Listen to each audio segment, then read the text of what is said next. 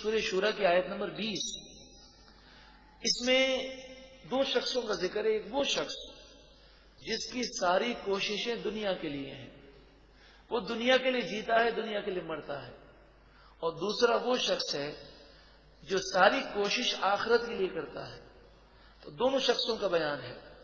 من کان یرید حرث الآخرۃ، جو کوئی آخرت کی کھیتی کا ارادہ کرے، جو آخرت میں کامیاب ہونے کی کوشش کرے اور اس کا ارادہ کرے، نزد لہ فی حرثہ، ہم اس کی کھیتی میں مزید اضافہ کریں گے. یعنی آخرت میں مزید اس پر انعام اور فضل فرمائیں گے. یعنی اس نے نیکی ایک کی، ایک نیکی کے بدلے میں 10 نیکیاں، اور بسا اوقات 700 نیکیاں، اور بسا اوقات اس سے بھی زائد عطا فرمائیں گے. ومن کان یرید حرث الدنیا، اور جو دنیا کی کھیتی کا ارادہ کرے، دن رات دنیا دنیا دنیا. آج مسلمانوں کی اکثریت اسی مرض میں مبتلا ہے. نؤتیہ منہا، ہم اسے دنیا میں سے کچھ دے دیتے ہیں.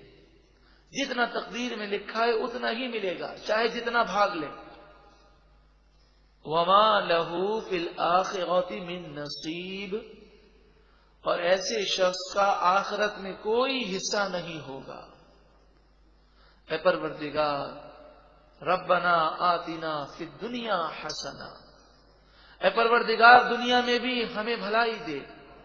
وفی الآخرۃ حسنہ، اور آخرت میں بھی بھلائی دے. وقنا عذاب النار، اے مالک و مولا ہمیں جہنم کی آگ سے محفوظ فرما. صرف دنیا حاصل کر لینا کوئی کمال نہیں. اللہ تعالی آخرت میں بھی کامیابی دے اور دنیا کی بھی کامیابی دے.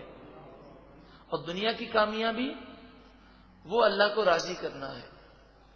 دنیا کا سکون اور چین اللہ کی یاد میں ہے.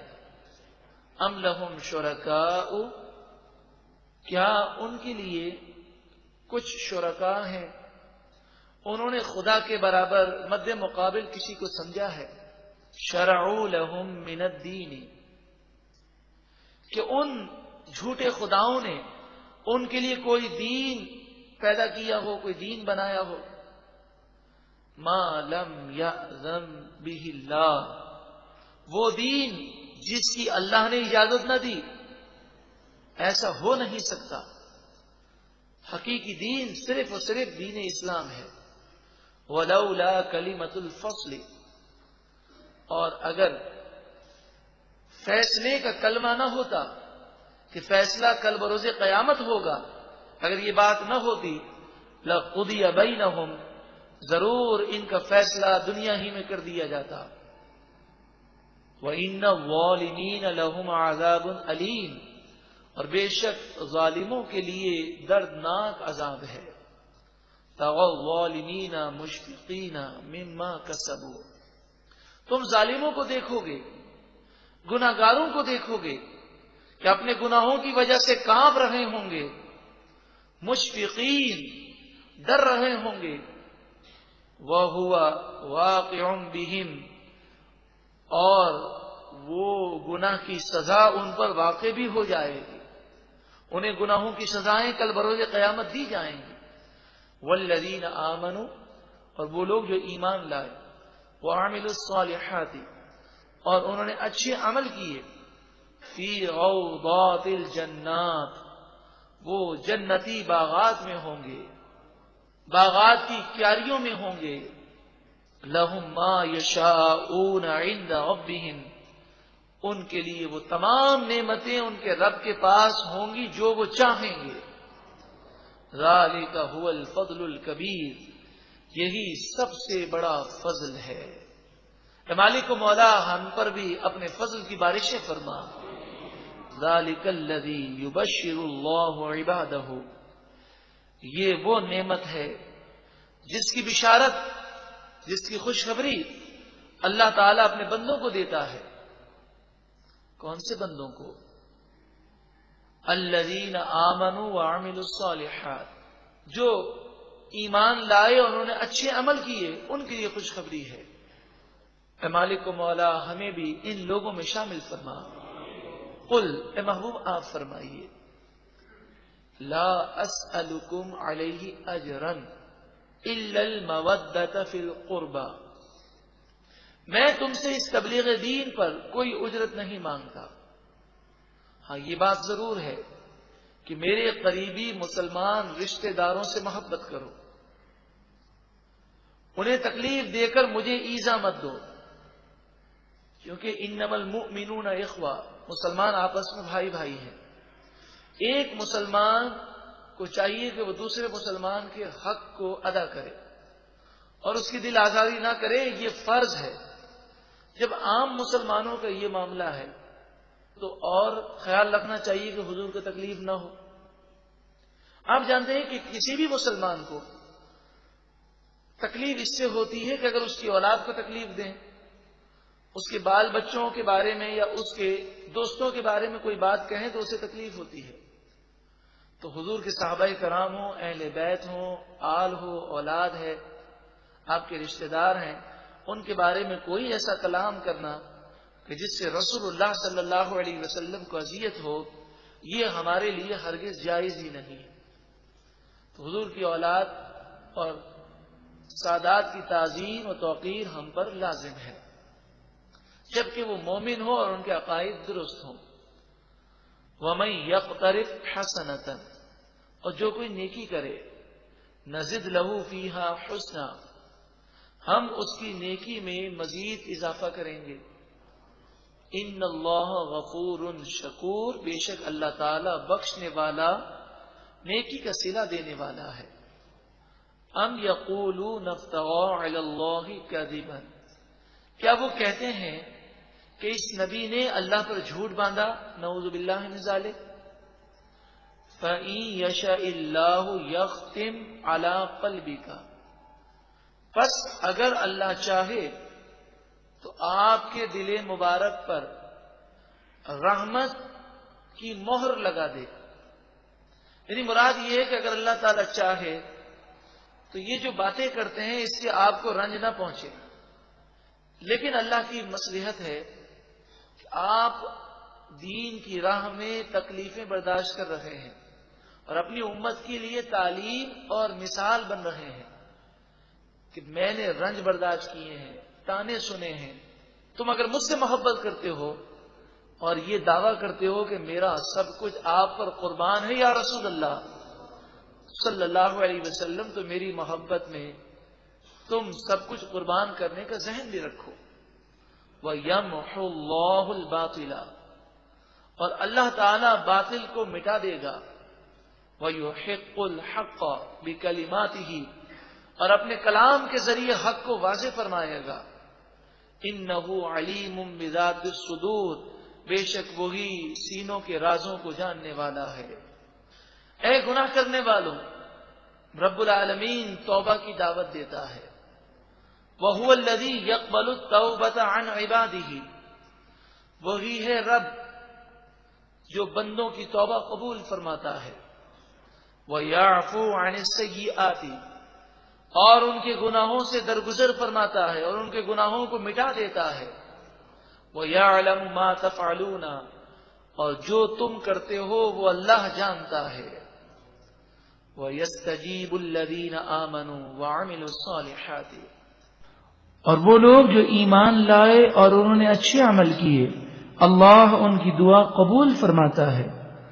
وَيَزِيدُهُم مِّن فَضْلِهِ، اللہ تعالیٰ اپنے فضل سے انہیں اور عطا فرمائے گا۔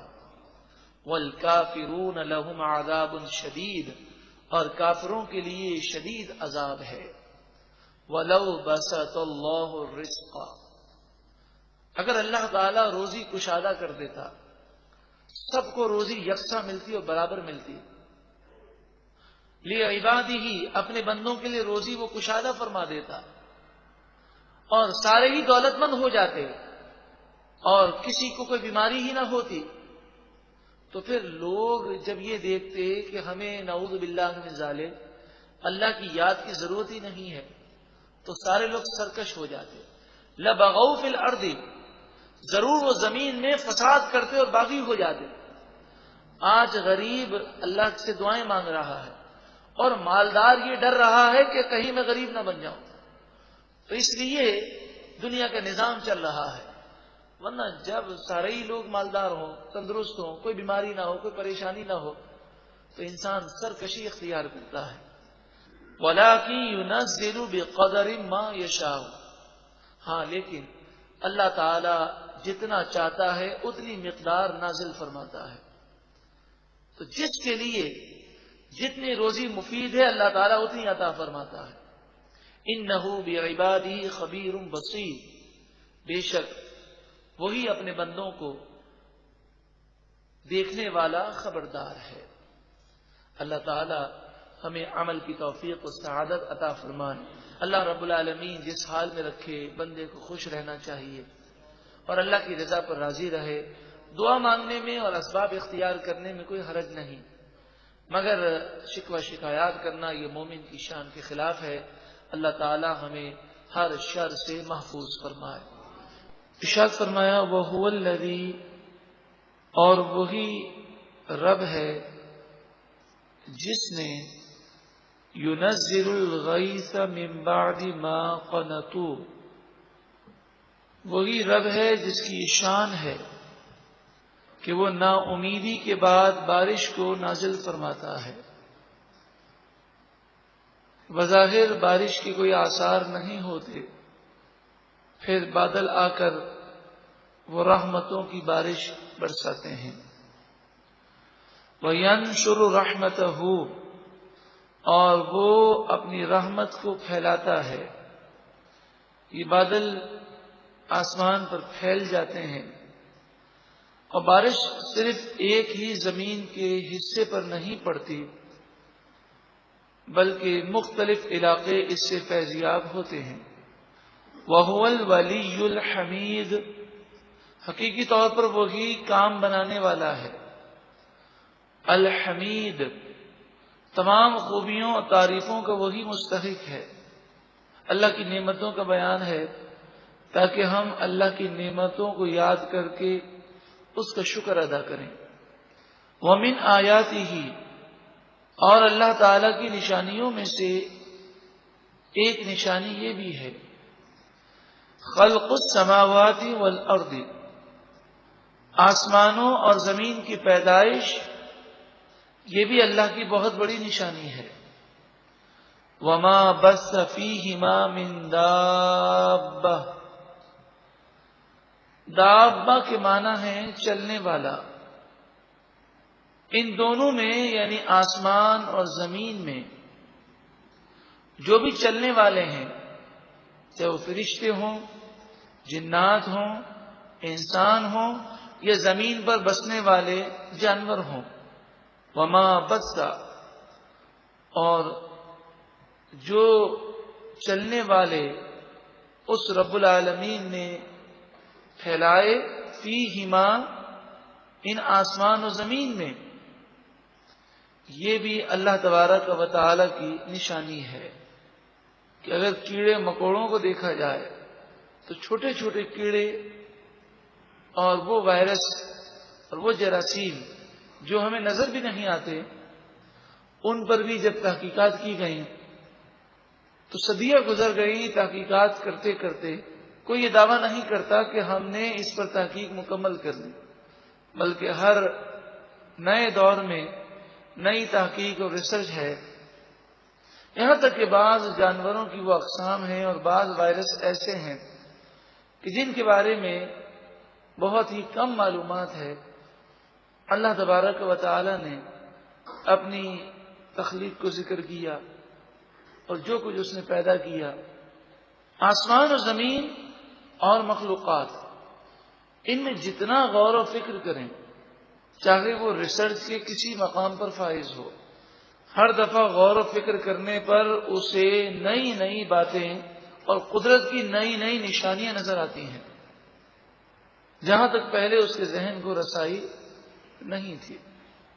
وَهُوَ عَلَى جَمْعِهِمْ إِذَا يَشَاءُ قَدِيرٌ، اور وہ رب العالمین ان تمام کو جب چاہے جمع کرنے پر قادر ہے، جب چاہے انہیں فنا کر دے اور جب چاہے انہیں دوبارہ زندہ کر کے ایک ساتھ جمع کر دے۔